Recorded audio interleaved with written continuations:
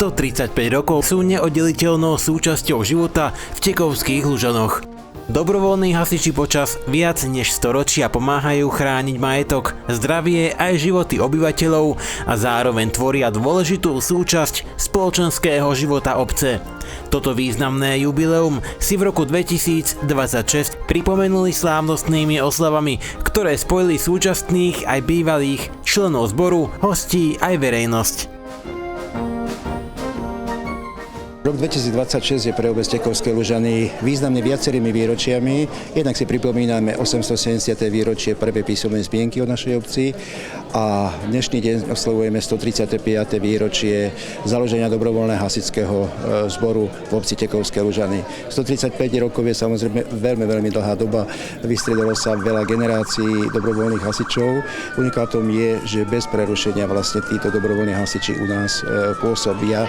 Aj preto si toto výročie dovolujeme opätovne teda osláviť. Som veľmi rád, že naše oslavy prijal pozvanie predseda Nitrianskeho samosprávneho kraja pán Becík, takisto prezident Hasičského záchranného zboru dobrovoľnej požiarnej ochrany a máme tu aj hasičov z našich družobných partnerských obcí z Bataseku a z Ďerďov-Dytrov. Samotné oslavy sme situovali do priestorov v doobednejších hodinách do priestorov hasičskej zbrojnice, kde dobrovoľní hasiči pripravili atrakcie pre deti. Následne bola spanilá jazda hasičských vozidiel celou obcov Tekovskej Lužany a teraz budeme pokračovať vlastne slávnostným stretnutím tu v priestoroch kultúrneho domu. Celým týmto podujatím zdávame hold zakladateľom našeho dobrovoľného hasičského zberu a pevne verím, že takýchto výročí bude oslavovať táto obec ešte veľmi veľa. Treba povedať, že za ostatné mesiace, hlavne máj, oslavujeme takéto výročia. Jedno také krásne výročie zažívate aj vy tu v obci, čo sa týka dobrovoľného hasičského zboru. 135. výročie je to naozaj úctihodný vek, dá sa tak povedať.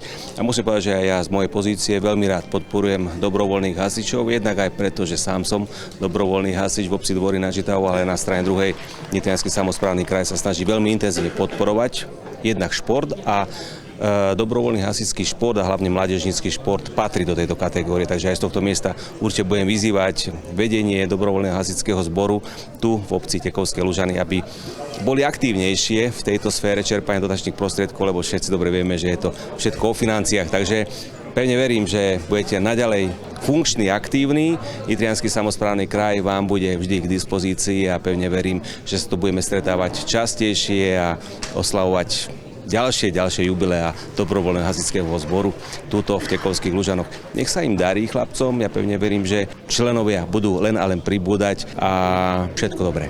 Tak dobrovoľný hasičský zbor Tekovské Lužany dnes slávi 135. výročie založenia svojho vzniku. No a čo treba povedať, že to je minimálne 5-6 generácií dobrovoľných hasičov, ktorí tu za tie roky pôsobili. No a ja vždy hovorím, že klobúk pred všetkými dolu, lebo to je obeta. Obetujú svoj voľný čas na úkor svojich rodín, vykonávajú svoju činnosť, chodia na zásahy, vykonávajú kultúrnu činnosť na obci. No a samozrejme vychovávajú mládež svojich nástupníkov a toto je veľmi náročné, ale dokážu to robiť a za to im všetkým patrí poďakovania.